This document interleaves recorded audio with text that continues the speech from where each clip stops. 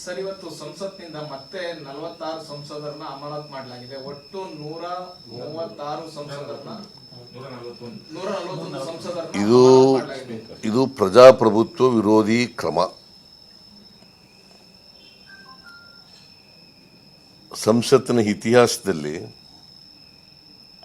ಒಂದು ಸೆಷನ್ನಲ್ಲಿ ಇಷ್ಟೊಂದು ಜನರನ್ನ ಅಮಾನತು ಮಾಡಿದ್ದಂಥ ನಿದರ್ಶನ ಇಲ್ಲ. ಸ್ವಾತಂತ್ರ್ಯ ಬಂದ ಮೇಲೆ ಇವತ್ತಿನವರಿಗೆ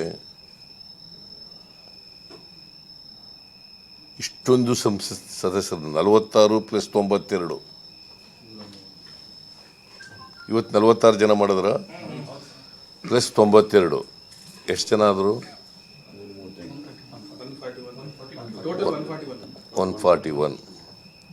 ಈ 141 ಆದರೆ ಇದೇನು ಇದು ಪ್ರಜಾಪ್ರಭುತ್ವ ವ್ಯವಸ್ಥೆ ಅಂತ ಕರಿಬೇಕಾ? ಹಾಗಾದರೆ ಏನಿದು ಸರ್ವಾಧಿಕಾರನ? ಸರ್ವಾಧಿಕಾರದಲ್ಲೂ ಕೂಡ ಹಿಂಗೆ ಮಾಡಲ್ಲ. MLAಗಳನ್ನೆಲ್ಲ ಸಸ್ಪೆಂಡ್ ಮಾಡಿ ಹೊರಗಿಟ್ಟು ಅವರು ಪಾರ್ಲಿಮೆಂಟ್ ನಡೆಸ್ತೀವಿ ಅಂತಂದರೆ ಅದು ಪ್ರಜಾಪ್ರಭುತ್ವ ಅಂತ ಕರೆಯೋಕ್ಕಾಗತ್ತಾ? ಪ್ರಜಾಪ್ರಭುತ್ವದಲ್ಲಿ ಚರ್ಚೆನೇ ಭಾಳ ಮುಖ್ಯ. ಚರ್ಚೆ ಮೂಲಕ ಪರಿಹಾರಗಳನ್ನು ಕಂಡುಹಿಡ್ಕೋಬೇಕು. ಚರ್ಚೆ ಮೂಲಕ ದೇಶದ ಅಭಿವೃದ್ಧಿಯನ್ನು ಮಾಡಬೇಕು. ನಾವು ಚರ್ಚೆನೇ ಬೇಡ ಅಂತ ಅನ್ನೋದಾದರೆ ಅದು ಸರ್ವಾಧಿಕಾರ ಅಂತ ಆಯ್ತದೆ. ಮತ್ತು ಯಾವಾಗಲೂ ಕೂಡ ಒಳ್ಳೆಯ ಸರ್ಕಾರ ಅಂತಂದರೆ ಸ್ಟ್ರಾಂಗ್ ಅಪೋಸಿಷನ್ ಇದ್ದಾಗ ಮಾತ್ರ ಒಳ್ಳೆಯ ಸರ್ಕಾರ ಆಗೋಕ್ಕೆ ಸಾಧ್ಯ. ಸ್ಟ್ರಾಂಗ್ ಅಪೋಸಿಷನ್ ಇದ್ದಾಗ ಮಾತ್ರ. ನಾನು ಇದನ್ನು ಅಸೆಂಬ್ಲಿನಲ್ಲೂ ಕೂಡ ಹೇಳಿದ್ದೀನಿ ಮೊನ್ನೆ. ಐ ವಾಂಟ್ ಸ್ಟ್ರಾಂಗ್ ಅಪೋಸಿಷನ್ ಅಂತ. We want strong opposition.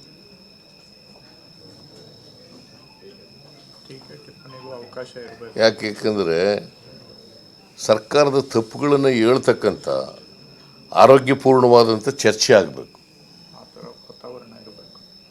ಅಂಥ ವಾತಾವರಣ ಇರಬೇಕಲ್ವಾ? ಆಗ ಮಾತ್ರ ಅದು ಪ್ರಜಾಪ್ರಭುತ್ವದ ಲಕ್ಷಣ. ಅದು ಇವರು MP ಗಳನ್ನೆಲ್ಲ ಸಸ್ಪೆಂಡ್ ಮಾಡಿಬಿಟ್ಟು ರಾಜ್ಯಸಭೆಯಲ್ಲಿ ಲೋಕಸಭೆಯಲ್ಲಿ ಅವ್ರ ಪಾರ್ಟಿಯವ್ರು ಮಾತ್ರ ಇಟ್ಕೊಂಡು ಮಾಡಿದ್ರೆ ಅದು ಪ್ರಜಾಪ್ರಭುತ್ವ ಅಂತ ಕರೀಲಿಕ್ಕೆ ಸಾಧ್ಯ ಆಗಲ್ಲ. ಇದನ್ನು ಸರ್ವಾಧಿಕಾರ ಅಂತ ಕರಿಬೇಕಾಗತ್ತೆ. ಅದರಿಂದ ಈ ಸರ್ಕಾರದ ಕ್ರಮ ಇದೆಯಲ್ಲ, ಇದನ್ನು ತೀವ್ರವಾಗಿ ಖಂಡಿಸ್ತೇನೆ ನಾನು.